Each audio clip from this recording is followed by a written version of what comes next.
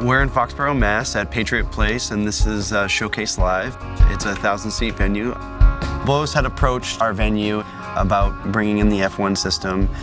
I was skeptical at first. I thought it was a very interesting idea. I didn't know if it would work. And I was like, okay, well, it's a pretty large-sized place. Are you sure you want to do this? Yep. You hear Bose, and then you hear live sound reinforcement, and then you see in tweeters, you know, what? And then tens for subs, what? I walked in and said, hey, what a cute little mini line array. I patched it all in, and I turned my mains off. I thought I had done something wrong. I thought I hadn't turned my infills off, which are large infills, 15s. And I was looking, I was like, no, they're up. That's the Bose system. Turn it on, and you're just like, well, wow. Wow, wow.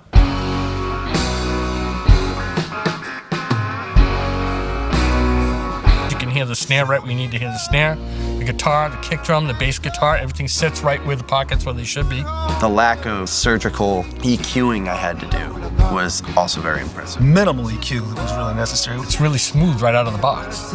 We all took turns doing our own little twist on it, but we didn't really have to change much with the system EQ. You could pick out each individual voice as they were doing their harmonies. I could get almost right to the front of the stage and I still had vocal intelligibility. The high end never got too sizzly. I've had to work a lot harder on other systems to get the same result, that's for sure. It gives you a nice mix.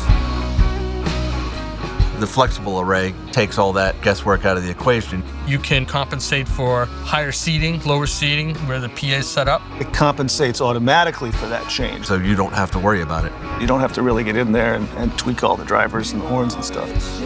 We're in a pretty good-sized room here. I think all of us were impressed with the coverage. We walked the room and it was even everywhere. The low end was substantial and it didn't drop off in certain spots. You don't have to worry about feedback issues, even if you've got a vocal mic right down center on the line. If you're neutral from one side of the deck to the other, you know, your job's going to be that much easier. Give everybody a good show. The sub power for two 10-inch subs is amazing. Big sound, tight, focused. You've all been to concerts where it's like, what's going on? Like, it's not tight. I'm usually going in and pulling out 80 or sometimes 56. None of us did any EQ cuts below 100. Getting that sort of low-end response out of two 10s and a 12 on the tops. That's remarkable.